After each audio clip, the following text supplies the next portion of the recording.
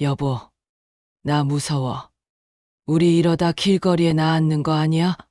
아들, 너 지금 어디야? 병원비 낼 돈 50만 원만 어떻게 안 되겠니? 내 엄마가, 내 엄마가 지금. 평생 땀 흘려 마련한 강남의 15억짜리 아파트. 하지만 아내는 지금 병원비 50만 원이 없어 응급실 복도에 누워 있습니다.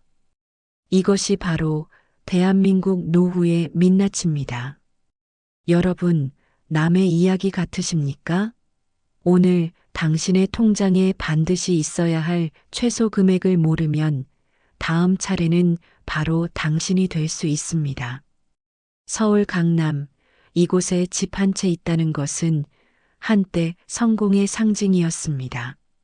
성실함이 유일한 무기였던 김진우 씨에게도 이 집은 평생의 자부심이자 노후의 든든한 방패가 되어줄 것이라 믿어 의심치 않았죠.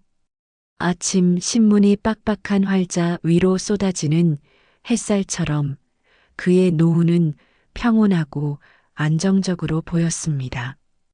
여보, 오늘 점심은 뭐 먹을까요? 어제 아들이 사다 준 갈비가 있는데 오랜만에 갈비찜이나 해 먹을까요? 갈비. 좋지. 근데 그거 손주 먹으라고 사온 거 아니었어? 당신이 좋아하는 거나 해. 난 뭐든 잘 먹으니까. 에이, 그래도 당신이 잘 먹어야 나도 좋죠. 손주 줄 건 또 사면 되고. 근데 여보, 오늘 병원 가는 날인 건 잊지 않았죠? 지난번부터 무릎이 영 시큰거렸어. 병원은 무슨 좀 쑤시는 걸 가지고 당신은 꼭 유난을 떨어. 그거 다 돈이야. 돈 그냥 집에 있는 파스나 하나 붙여. 그래도 의사 선생님이 꾸준히 와서 검사 받으라고. 의사들이야. 다 자기들 돈 벌려고 하는 소리지. 멀쩡한 사람도 병원 가면 환자 되는 거야. 이 집 대출금 갚느라 평생 허리띠 졸라맨 거 잊었어? 이제 겨우 두 다리 뻗고 자나했더니 무슨 돈 쓸 궁리만 하는 사람처럼. 돈 그 한마디에 거실에 평온했던 공기는 차갑게 얼어붙습니다. 진우 씨의 날카로운 반응은 단순한 인색함이 아니었습니다. 그것은 수십 년간 그의 어깨를 짓눌러온 가장의 무게였고 누구에게도 드러내고 싶지 않은 깊은 불안의 다른 이름이었습니다. 오, 아들, 웬일이냐, 이 시간에. 밥은 먹었고. 아버지, 다름이 아니라 혹시 돈 좀 한 500만 원만 급하게 융통해 주실 수 있을까요? 거래처에서 갑자기 결제가 막혀서요. 다음 주에 바로 갚아드릴게요. 정말 죄송해요. 아버지. 500. 갑자기, 무슨. 아들의 다급한 목소리를 듣는 순간 진우 씨의 심장이 쿵 내려앉습니다. 통장 잔고는 불 보듯 뻔했습니다. 국민연금과 기초연금을 합쳐 한 달 수입은 120만 원 남짓. 관리비와 공과금, 부부의 최소 생활비를 내고 나면 손에 쥐는 돈은 사실상 없었습니다. 15억짜리 집에 사는 노인의 주머니 사정이라고는 믿기지 않을 현실이었죠. 알겠다. 일단 끊어봐라. 아빠가 한번 알아볼게. 여보, 괜찮아요? 무슨 일 있대요? 아니야. 아무것도 그냥 집은 있는데 돈이 없네. 평생을 바친 이 집이 이제 와서 우리 발목을 잡을 줄이야. 아들과의 통화가 끊기고 거실에는 무거운 침묵만이 맴돌았습니다. 하지만 김진우 씨는 곧장 옷을 챙겨 입었습니다. 그에게는 평생의 자부심인 15억짜리 아파트가 있었습니다.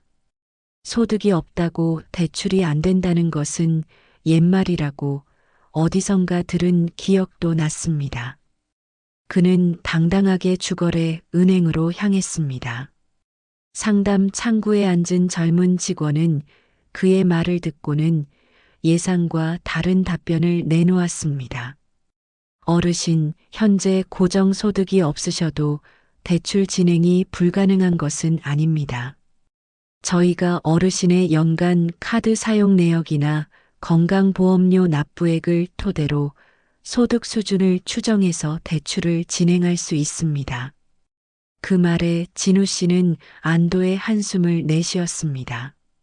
역시 방법은 있었습니다.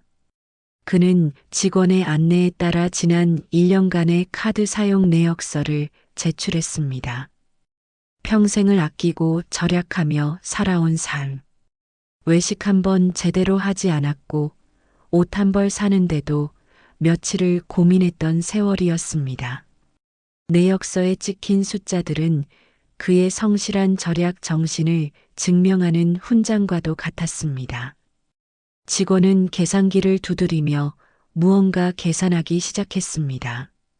연간 카드 사용 금액을 소득으로 환산하는 공식이 있다고 했습니다. 잠시 후 직원은 난처한 표정으로 입을 열었습니다. 어르신, 1년간 사용하신 카드 금액을 저희 내부 규정에 따라 소득으로 환산해 보니 연 추정 소득이 약 1,500만 원 정도로 산정됩니다. 이 소득으로는 요청하신 500만 원 대출은 어렵고 최대 200만 원까지 가능하실 것 같습니다. 200만 원. 그 숫자가 진우 씨의 머리를 망치로 내려치는 듯 했습니다. 평생의 자부심이었던 절약과 성실함이 금융 시스템 안에서는 고작 연소득 1,500만 원짜리 가난으로 증명된 순간이었습니다. 15억짜리 집에 사는 거인의 재산이 한낱 200만 원짜리 난쟁이의 신용으로 쪼그라들었습니다. 그는 감사하다는 말도 잊은 채 멍하니 은행을 빠져나왔습니다. 이것은 단순한 거절보다 더 깊은 굴욕이었습니다. 그날 밤 아내의 신음소리가 유난히 크게 들렸습니다. 진우 씨는 자는 척 돌아 누웠지만 아내의 작은 뒤척임 하나하나에 심장이 철렁거렸습니다. 돈이 없다는 사실이 이제는 냉정한 숫자가 되어 그의 가치를 증명하며 그를 짓누르고 있었습니다. 다음 날 아침 결국 사달이 나고야 말았습니다. 아내가 화장실에 가려고 침대에서 내려오다 말고 다리에 힘이 풀려 그대로 주저앉고 만 것입니다. 아!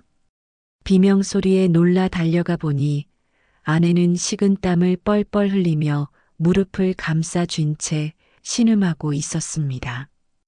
더 이상 팥으로 해결될 문제가 아니었습니다. 진우 씨는 덜덜 떨리는 손으로 119를 눌렀습니다. 응급실 의사의 진단은 차가웠습니다. 퇴행성 관절염 말기입니다. 당장 입원해서 정밀 검사 후에 인공관절 수술을 준비하셔야 합니다. 우선 MRI 같은 비급여 검사부터 진행해야 하는데 비용이 100만 원 넘게 나올 수 있습니다. 은행에서 들었던 최대 200만 원이라는 숫자가 그의 귓가에 메아리 쳤습니다.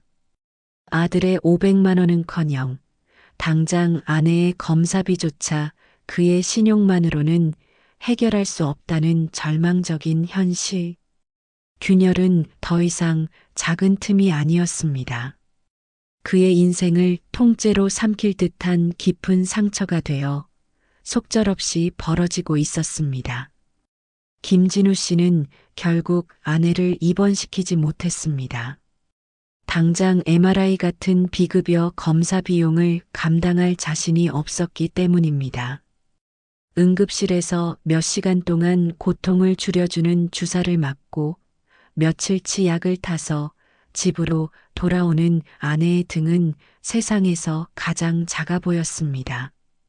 아내는 아무 말도 하지 않았습니다. 남편의 어깨를 짓누르는 삶의 무게를 누구보다 잘 알기에 차마 원망조차 할 수 없었던 것입니다. 그 침묵이 김진우 씨의 마음을 더욱 아프게 후벼 팠습니다. 집에 돌아온 그는 텅 빈 거실에 홀로 앉아 있었습니다. 평생의 안식처였던 이 공간이 이제는 그를 옥죄는 거대한 감옥처럼 느껴졌습니다.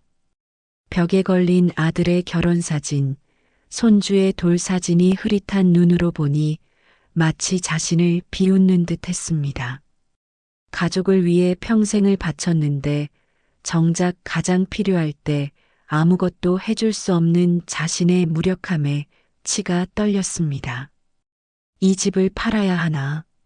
수십 번도 더 떠오른 생각이었지만 답은 항상 같았습니다. 당장 집을 내놓는다 한들 언제 팔릴지 알 수 없고 평생의 추억이 깃든 이곳을 떠나 어디로 가야 할지도 막막했습니다. 자식들에게 짐이 되기는 죽기보다 싫었습니다. 그는 다만 이 거대한 아파트에 갇혀 서서히 말라 죽어가는 자신을 발견할 뿐이었습니다. 모든 것이 끝이라고 생각했습니다. 희망이란 단어는 사치였습니다. 그때였습니다. 무심코 서랍장을 정리하던 그의 손에 낡은 서류 봉투 하나가 잡혔습니다. 몇 년 전 구청에서 보낸 재산세 고지서와 함께 들어있던 작은 안내 책자였습니다. 주택연금 안내. 당시에는 이런 걸 왜 보내나 싶어 거들뜨지도 않고 처박아 두었던 종이였습니다. 그는 돋보기를 꺼내 먼지 쌓인 책자를 펼쳐보았습니다. 보유하신 주택을 담보로 평생 동안 매월 안정적인 연금을 받으실 수 있습니다. 글자들이 그의 눈 속으로 빨려 들어왔습니다. 집은 그대로 가지면서 돈을 받을 수 있다. 처음에는 사기꾼들의 그럴싸한 속임수처럼 들렸습니다. 그러나 한 장 한 장 넘길수록 그의 심장이 다시 뛰기 시작했습니다. 이것은 단순한 대출이 아니었습니다. 국가가 보증하고 자신의 집을 노후의 방패로 다시 만들어줄 마지막 기회일지도 모른다는 생각이 들었습니다. 밤이 깊도록 그는 책자를 읽고 또 읽었습니다. 인터넷을 뒤져 다른 사람들의 후기를 찾아보고 예상 수령액을 몇 번이고 계산해 보았습니다. 아들을 위해 그리고 병상에 누워 신음하는 아내를 위해 자신이 무엇을 해야 할지 분명해졌습니다. 창밖으로 새벽의 여명이 밝아오고 있었습니다. 절망의 어둠이 걷히고 차갑지만 선명한 결심의 빛이 그의 마음을 비추었습니다. 그는 더 이상 주저앉아 한탄만 하고 있지 않기로 했습니다. 이 집은 그의 무덤이 아니라 마지막 전쟁을 치를 최후의 보루가 되어야 했습니다. 김진우 씨는 굳은 얼굴로 수화기를 들었습니다. 그것은 아들에게 돈을 붙여주겠다는 전화가 아니었습니다. 그는 주택금융공사 상담센터의 번호를 눌렀습니다. 72년 인생, 그 어떤 때보다 단단하고 차가운 목소리로 그는 첫 마디를 뗐습니다. 상담 좀 받으려고 합니다. 제 이름으로 된 이 집으로 제가 받을 수 있는 게 대체 무엇인지 전부 다 알려주십시오. 다음 날 아침 김진우 씨는 동트기 무렵 집을 나섰습니다. 밤새 잠을 설쳤지만 정신은 그 어느 때보다 맑았습니다. 그의 손에는 낡은 집문서와 신분증이, 가슴에는 차가운 결의가 들려 있었습니다. 주택금융공사 지점은 문을 열기 전이었지만 그는 굳게 닫힌 유리문 앞에서 묵묵히 기다렸습니다. 어제 전화로 상담 예약을 했지만 한시라도 빨리 직접 부딪혀보고 싶었습니다. 어르신, 이쪽으로 앉으시죠. 은행 창구보다 훨씬 편안한 분위기에서 마주 앉은 상담사는 또렷하고 친절한 목소리로 그의 이야기를 들어주었습니다. 진우 씨는 더 이상 주눅 들지 않았습니다. 그는 자신의 상황, 아내의 병, 아들의 어려움을 덤덤하지만 정확하게 설명했습니다.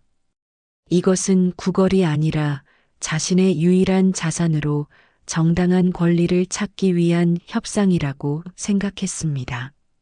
상담사는 그의 집 주소와 인적 사항을 컴퓨터에 입력하고는 잠시 모니터를 들여다보았습니다. 그리고 마침내 입을 열었습니다. 아버님, 현재 소유하신 아파트는 시세가 높아 주택연금 가입 조건은 충분하십니다. 만 72세 기준으로 지금 가입하시면 매달 약 380만 원 정도를 평생 지급받으실 수 있습니다. 380만 원. 그 숫자가 진우 씨의 귓가에 울리는 순간 그는 숨을 잠시 멈췄습니다. 은행에서 들었던 최대 200만 원이라는 굴욕적인 숫자와는 차원이 다른 금액이었습니다. 그뿐만이 아니었습니다. 상담사는 놀라운 이야기를 이어갔습니다. 또한 목돈이 필요하실 경우를 대비해 연금 총 한도의 일부를 미리 당겨 쓰실 수도 있습니다. 아버님의 경우 병원비나 기타 긴급자금으로 최대 4천만 원까지 일시적으로 인출이 가능하십니다. 4천만 원. 진우 씨는 자신의 귀를 의심했습니다. 막혔던 모든 혈관이 한 번에 뚫리는 듯한 전율이 온몸을 훑고 지나갔습니다. 이 돈이면 아내의 수술비는 물론이고 아들의 급한 빚까지 해결하고도 남았습니다. 그는 떨리는 목소리로 계약서에 서명했습니다. 얇은 종이 한 장이었지만 그에게는 다시 일어설 수 있다는 희망의 증표이자 세상에 맞서 싸울 무기였습니다. 그는 공사를 나오자마자 아내에게 전화를 걸었습니다. 영희야, 나다. 걱정하지 마라. 아무 걱정하지 마. 내가 오늘 너 입원시킨다. 제일 좋은 병실로 최고의 의사 선생님한테 수술받게 해줄게. 내가 다 해결했다. 아내의 흐느끼는 소리가 수화기 너머로 들려왔지만 진우 씨는 울지 않았습니다. 대신 그는 곧장 아들에게 전화를 걸어 낮고 힘 있는 목소리로 말했습니다. 아들, 계좌번호 보내라. 500만 원 붙여주마. 대신 이 돈이 마지막이다. 앞으로는 내 인생, 내 스스로 책임져라. 아비로서 해줄 수 있는 건 여기까지다. 전화를 끊은 그는 곧장 병원으로 향했습니다. 더 이상 응급실 복도에서 서성이지 않았습니다. 그는 원무과를 찾아가 당당하게 아내의 입원 수속을 밟았습니다. 창밖으로 햇살이 쏟아지는 깨끗한 1인실 병실에 아내를 눕히고 나서야 그는 비로소 참아왔던 숨을 길게 내쉬었습니다. 돈이 있다는 것은 단순히 물질적 여유만을 의미하는 것이 아니었습니다. 그것은 사랑하는 사람을 지킬 수 있는 힘이자 잃어버렸던 가장의 존엄성을 되찾는 일이었습니다. 김진우 씨의 첫 번째 반격은 그렇게 성공적으로 막을 올렸습니다. 아내의 수술은 성공적이었습니다. 매일같이 병실을 지키며 아내를 간호하는 김진우 씨의 얼굴에는 오랜만에 웃음꽃이 피었습니다. 꼬박꼬박 통장에 들어오는 연금은 그의 삶을 이전과 완전히 다른 차원으로 바꾸어 놓았습니다. 더 이상 돈 때문에 전전긍긍할 필요가 없었고 아내에게 가장 좋은 영양제와 음식을 사줄 수 있는 여유도 생겼습니다.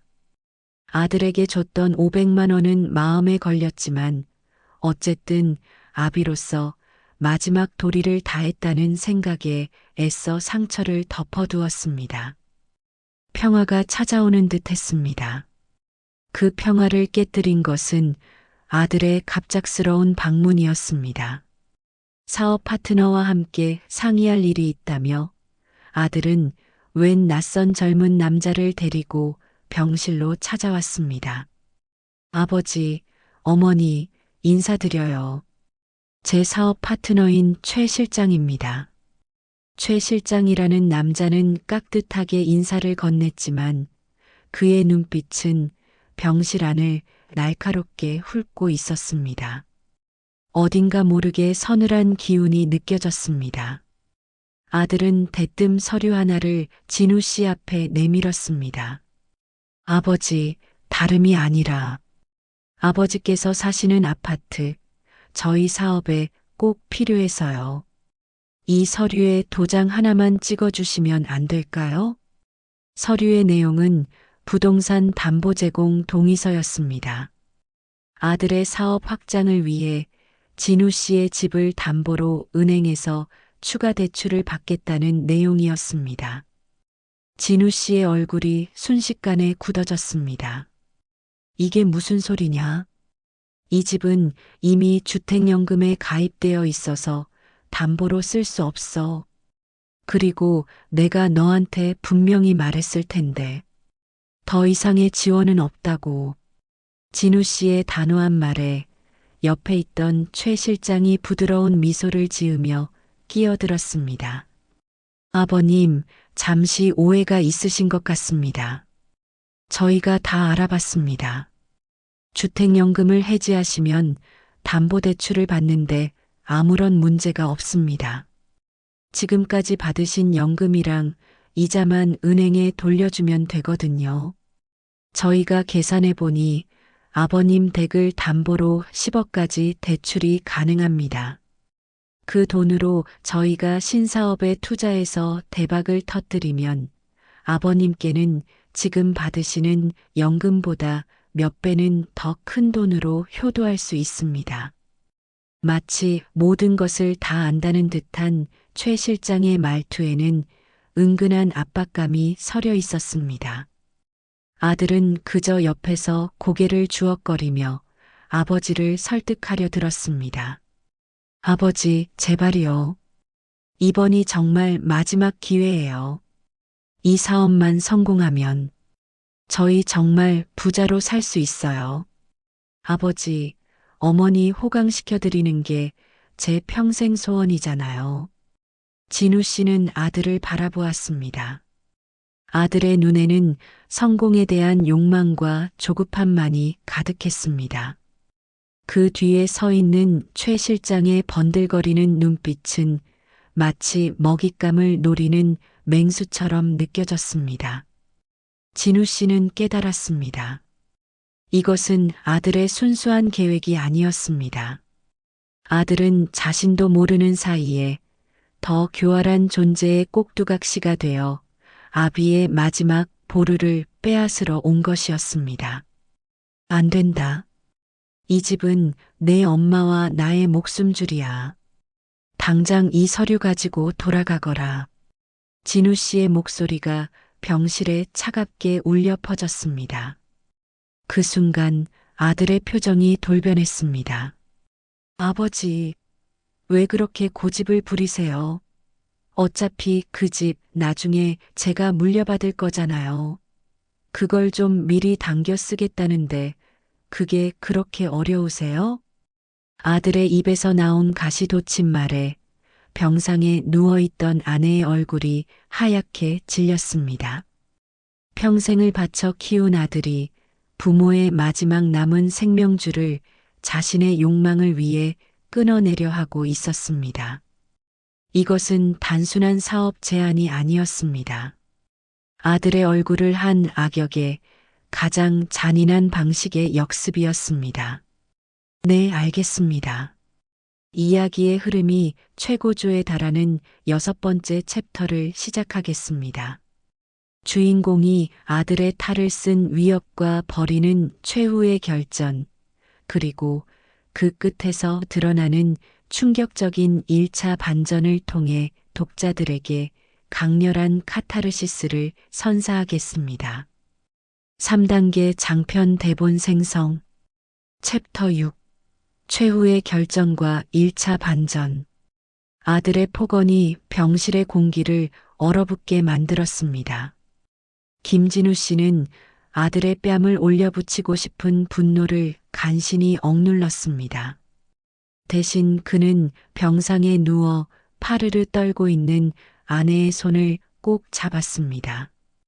아내를 더 이상 충격받게 할 수는 없었습니다. 그는 마음을 다잡고 맹수의 눈빛을 한 최 실장을 정면으로 마주 보았습니다. 최 실장이라고 했소? 당신 정체가 뭐요? 순진한 내 아들놈을 꼬드겨서 무슨 꿍꿍이인지는 모르겠지만 이 집은 절대 당신들 손에 안 넘어갑니다. 최 실장은 코웃음을 치며 서류를 흔들어 보였습니다.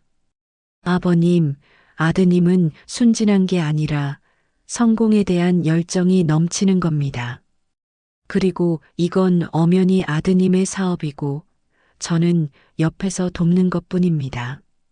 아드님이 동의했는데 아버님이 반대하실 이유가 있습니까?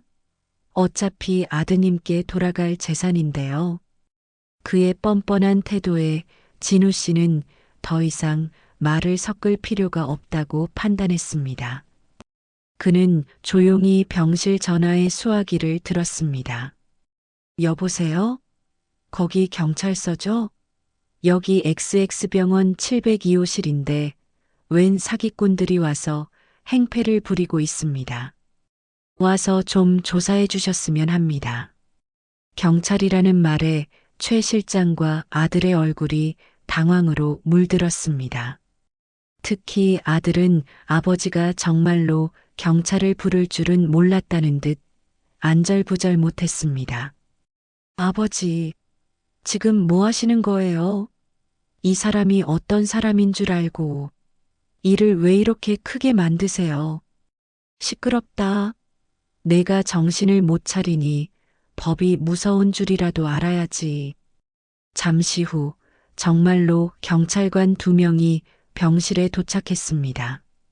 아들은 당황해서 어쩔 줄 몰라 했고 최 실장은 애써 태어난 척했지만 그의 눈은 불안하게 흔들리고 있었습니다. 경찰은 양측의 이야기를 듣고는 우선 최 실장의 신원부터 조회하기 시작했습니다. 그때였습니다. 경찰관의 무전기에서 나직하지만 분명한 목소리가 흘러나왔습니다. 최진만, 현재 사기 및 유사수신 행위로 수배 중인 인물. 즉시 체포 바람. 병실 안의 모든 것이 멈췄습니다. 아들은 믿을 수 없다는 표정으로 최 실장을 바라보았고 최 실장의 얼굴은 새하얗게 질려버렸습니다.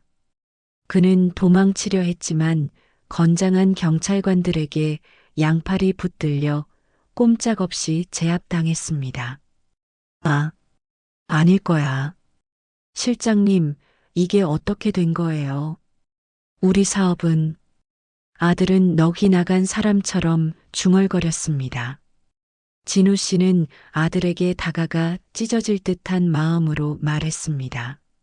아들아, 저놈은 내 성공을 도와줄 파트너가 아니야. 내 이름으로 된 집까지 담보로 잡아서 마지막 껍데기까지 벗겨 먹으려던 사기꾼일 뿐이다. 바로 그 순간 병실 문이 다시 열리고 한 무리의 사람들이 들이닥쳤습니다. 그들은 최 실장에게 사기를 당한 다른 피해자들이었습니다. 그중 한 명이 진우 씨의 아들을 보자마자 손가락질하며 소리쳤습니다. 저놈도 한패요. 저놈이 자기 아버지가 강남에 15억짜리 건물 가진 자산가라고 우리를 속여서 투자를 받아냈단 말이요. 그것이 바로 1차 반전의 서막이었습니다. 아들이 아버지에게 빌려갔던 500만 원은 사업 자금이 아니었습니다. 이미 최 실장의 사기 행각에 깊숙이 발을 담근 아들이 다른 피해자들의 투자금을 돌려막기 위해 사용했던 돈이었던 것입니다. 아들은 단순한 피해자가 아니라 사기 집단의 바람잡이 역할을 하는 공범이 되어버린 상태였습니다. 아비의 집을 담보로 내놓으라고 했던 것도 사업을 위한 마지막 발판이 아니라 모든 것을 들고 해외로 도망치기 위한 최후의 발악이었던 셈입니다. 진우 씨는 아들의 모든 거짓말을 깨닫고 그 자리에 주저앉았습니다. 최 실장이 경찰에 체포되는 것보다 아들이 자신을 속여왔다는 진실이 훨씬 더 잔인한 비수가 되어 그의 심장을 꿰뚫었습니다. 아들은 결국 경찰서로 연행되었습니다. 사기 공범 혐의였습니다. 김진우 씨는 망연자실한 채 병실에 홀로 남았습니다. 아내에게는 차마 이 모든 사실을 알릴 수 없어 아들은 회사에 급한 일이 생겨 먼저 갔다고 둘러댈 뿐이었습니다.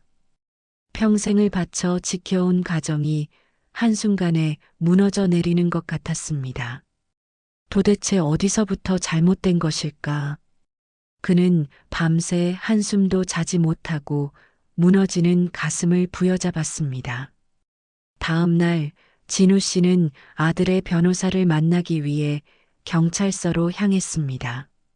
초췌한 모습으로 나타난 며느리가 그를 기다리고 있었습니다.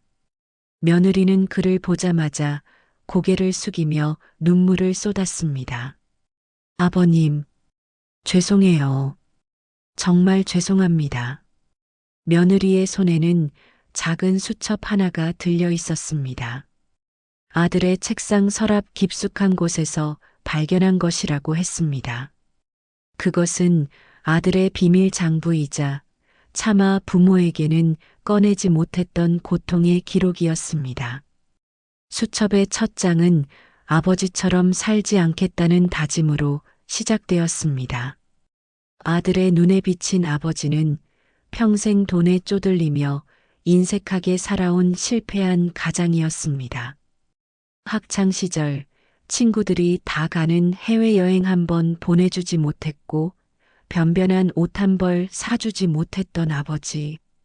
강남에 집 한 채 있다는 자부심만으로 아들의 속은 타들어가는 것을 몰랐던 무심한 아버지였습니다. 아들은 사업을 시작하며 아버지의 전철을 밟지 않겠다고 맹세했습니다. 돈 때문에 가족 앞에서 고개 숙이는 일은 절대 만들지 않겠다고 다짐했습니다. 하지만 현실은 냉혹했습니다. 사업은 번번이 실패했고 빚은 눈덩이처럼 불어났습니다. 그러다 마지막 지푸라기라도 잡는 심정으로 손을 댄 것이 바로 최 실장의 달콤한 유혹이었습니다. 수첩의 마지막 장에는 이렇게 적혀 있었습니다. 아버지가 주택연금에 가입했다는 소식을 들었다. 매달 큰 돈이 나온다고 한다. 어쩌면 아버지는 나를 도와줄 생각이 없었던 게 아니라 나를 도와줄 방법을 이제야 찾으신 걸지도 모른다. 이 돈이면 모든 걸 다시 시작할 수 있다. 이번 한 번만 아버지의 힘을 빌리자. 성공해서 10배, 100배로 갚으면 된다. 그것은 아들의 마지막 변명이자 절규였습니다. 아들은 아버지를 미워했지만 동시에 아버지의 능력을 마지막까지 믿고 싶었던 것입니다. 진우 씨는 수첩을 쥔 채 오열했습니다. 자신이 아들에게 남겨준 것이 자랑스러운 유산이 아니라 지긋지긋한 가난의 대물림이었다는 사실을 깨달았습니다. 평생을 성실하게 살아온 자신의 삶이 아들에게는 벗어나고 싶은 족쇄였다는 진실이 그의 심장을 갈기갈기 찢어놓았습니다. 그는 변호사에게 주택연금으로 받은 목돈 전부를 아들의 피해 변제금으로 내놓겠다고 말했습니다. 아내의 수술비로 쓰고 남은 전 재산이었습니다. 변호사는 그것만으로는 턱없이 부족하다고 했지만 그가 할 수 있는 최선이었습니다. 모든 것을 정리하고 병원으로 돌아오는 길 그의 발걸음은 유난히 무거웠습니다. 그는 비로소 깨달았습니다. 노후에 진짜 필요한 돈은 단순히 먹고 사는 생활비가 아니었습니다. 그것은 자식의 실패마저도 감싸 안을 수 있는 마지막 보루였고 무너진 가정의 존엄을 지킬 수 있는 최소한의 무기였습니다. 그는 너무 늦게 그 진실을 알아버렸습니다. 아들은 죗값을 치르게 되었습니다. 김진우 씨가 내놓은 합의금과 며느리의 노력 덕분에 최악의 상황은 면했지만 실형을 피할 수는 없었습니다. 진우 씨는 아들의 첫 접견을 다녀온 날 퇴원을 앞둔 아내에게 모든 사실을 털어놓았습니다. 아내는 아무 말 없이 남편의 거칠어진 손을 잡고 함께 울었습니다. 원망도 책망도 없었습니다. 그저 서로의 상처를 보듬어 안을 뿐이었습니다. 며칠 후 부부는 정든 강남의 아파트를 떠났습니다. 집은 주택연금공사로 소유권이 넘어갔지만 남은 연금 지급액을 정산받아 손에 쥘 수 있는 마지막 현금이 생겼습니다. 그들은 그 돈으로 경기도 외곽에 작은 빌라 월세를 얻었습니다. 15억짜리 아파트에 비하면 초라하기 짝이 없었지만 두 사람이 눕고 함께 밥을 먹기에는 충분한 공간이었습니다. 진우 씨는 아침마다 아내의 재활을 도우며 함께 동네를 산책했습니다. 아내는 아직 걸음이 불편했지만 남편에게 기댄 채 한 걸음 한 걸음 내딛는 것을 포기하지 않았습니다. 그들은 처음으로 돈이 아닌 서로의 건강과 안부를 묻는 대화를 나누기 시작했습니다. 화려한 아파트에서는 결코 느끼지 못했던 소박한 평화가 그들의 삶에 찾아왔습니다. 여보, 미안하오. 나 때문에 평생 고생만 하고 결국 이렇게 만들어버렸구려. 아니에요, 여보. 이제라도 다행이에요. 그 큰 집에 갇혀 서로 얼굴도 제대로 못 보고 살았던 날들보다 지금이 훨씬 더 행복해요. 아내의 말에 진우 씨는 고개를 떨구었습니다. 그는 평생 부의 기준을 집에 두었습니다. 하지만 모든 것을 잃고 나서야 깨달았습니다. 노후에 진짜 필요한 자산은 등기부등본에 찍힌 숫자가 아니라 아침에 함께 눈을 뜨고 서로의 아픔을 보듬어주며 따뜻한 밥 한 끼를 나눌 수 있는 사람이라는 것을 말입니다. 그들은 매달 나오는 주택연금과 국민연금을 합쳐 생활했습니다. 풍족하지는 않았지만 더 이상 돈 때문에 불안에 떨지는 않았습니다. 남은 돈을 아껴 꼬박꼬박 아들의 영치금으로 넣어주었고 철마다 손주들에게 작은 옷가지와 간식을 사서 보내는 것이 그들의 유일한 사치였습니다. 어느덧 시간이 흘러 아들이 출소하는 날이 왔습니다. 두부 한 모를 들고 교도소 앞에 서 있는 부모를 발견한 아들은 그 자리에 무릎을 꿇고 오열했습니다.